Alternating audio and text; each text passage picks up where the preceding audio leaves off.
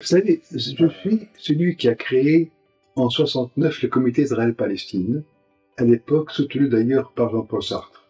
Déjà en 69, nous nous battions pour qu'il y ait deux États côte à côte, l'État palestinien et l'État israélien.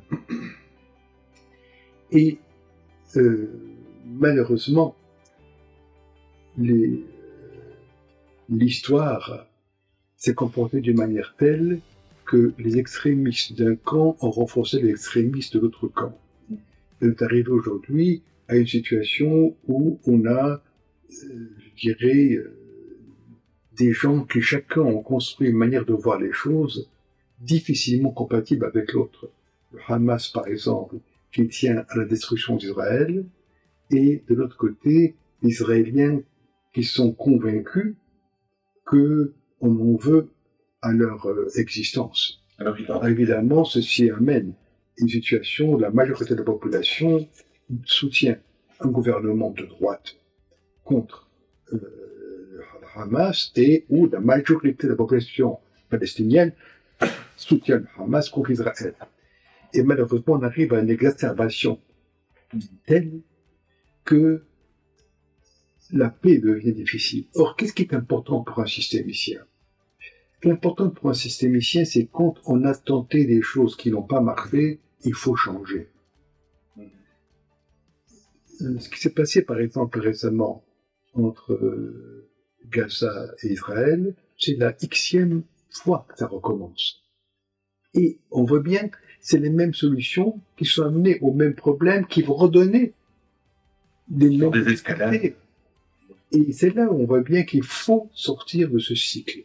Il faut sortir de cela, et en cela, c'est très important que de part et d'autre, on se rend compte que face à nous, il y a des êtres qui sont comme nous, des pères, des mères, des frères, des sœurs, des enfants, des vieux.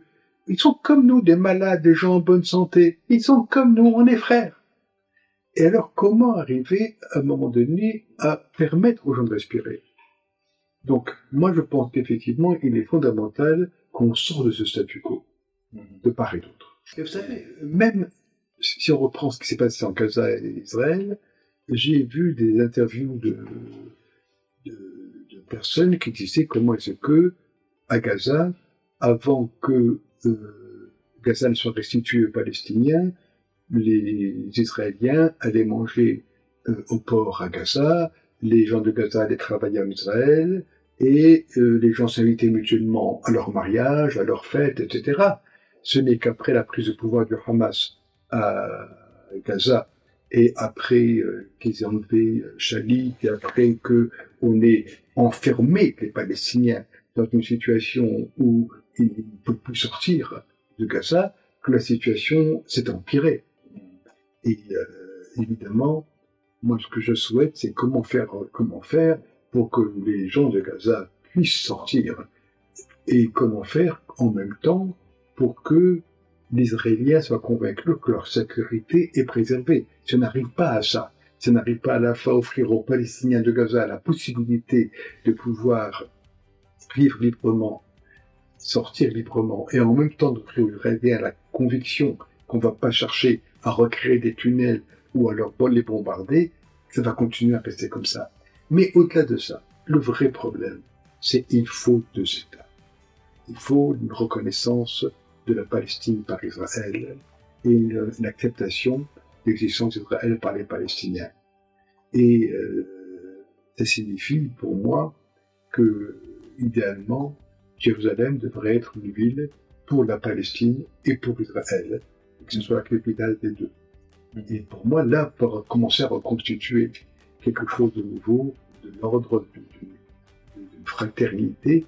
Après tout, vous savez, si vous réfléchissez à l'Allemagne et à la France, si vous voyez comment est-ce que les Français parlaient des Allemands, les Allemands parlaient des Français en pleine dernière guerre, on n'aurait jamais pu imaginer qu'aujourd'hui, les deux seraient dépliés de l'Europe.